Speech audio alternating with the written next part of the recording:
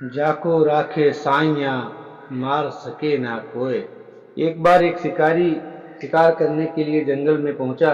शिकार की खोज में वह खूब भटका, लेकिन कोई शिकार हाथ न लगा। थक हार कर वह एक वृक्ष के नीचे बैठ गया। बैठे बैठे उसकी निगाह ऊपर की ओर गई तो उसने देखा कि ठीक उसके ऊपर एक डाल पर एक फाख्ता बैठी हुई थी। उसने उसी का शिकार करने की दिल में ठान ली और उसे मारने के लिए एकदम तैयार हो गया। उधर फाख्ता की हालत अजीब थी।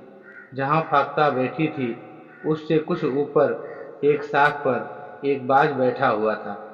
वह बाज भी बेचारी फाख्ता पर ऊपर से झपटने के लिए घात लगाए बैठा था। अब अगर वह फाख्ता ऊपर को उड़ती तो बाज झपटता, और कहीं अगर टिक कर बैठती रहती या नीचे की ओर उड़ान भरती तो शिकारी उसको अपनी बंदूक का निशाना बनाता। वह फाख्ता प्रभु के चरणों में अरदास करने लगी कि हे दीनदयाल, अब मैं क्या करूं?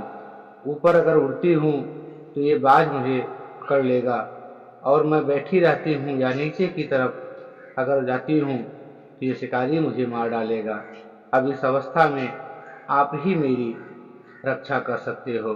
दातार प्रभु की लीला अपरंपार है।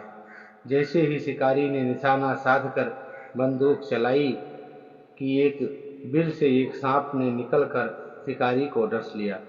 सांप का डंक लगते ही शिकारी की बंदूक हिल गई और गोली फाख्ता की बजाय उस बाज की छाती में जा लगी, जो उस समय तक अपनी पूरी शक्ति के साथ फाख्ता पर हमला कर चुका था।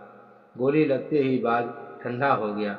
इस तरह सांप के डसने से उस शिकारी की मृत्यु हो गई और गोली लगने से बाज काल का ग्रास बन गया और फाख्ता वह आकाश की ऊंचाइयों में उड़ती हुई अपने घोंसले की ओर चल पड़ी। इसीलिए तो संत महात्मा कहते हैं, जाको राखे साइयाँ मार सके ना कोई, बाल न बाका कर सके जो जग बैरी होए। सबकी मौत का समय और स्थान निश्चित है। जब तक मृत्यु का समय न आए, मृत्यु की कोई संभावना हो ही नहीं सकती। किसी न किसी बहाने से दातार प्रभु रक्षा कर ही लेता है।